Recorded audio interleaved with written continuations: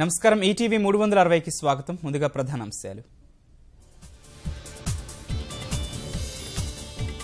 రైల్వేను ప్రగతి పట్టాలపై పరుగులు పెట్టించేందుకు కేంద్రం కృషి. సామాన్యుల ప్రయోజనాలకే పెద్దపీట వేస్తామన్న ప్రధాని మోదీ. పెద్ద నోట్ల రద్దు తర్వాత పన్నుల రాబడుల్లో గణనీయ వృద్ధి. ఆర్థిక వృద్ధి మందగించిందన్న పుకార్లు కొట్టేసిన అరుణ్ జైట్లీ. పెట్రోల్ బంకుల్లో డెబిట్ క్రెడిట్ కార్డులు వాడేవారికి ఊరట. లావాదేవీల రుసుము ఉండబోదని కేంద్రం ప్రకటన. సైకిల్ గుర్తు కోసం తండ్రి తనయుల పోరాటం.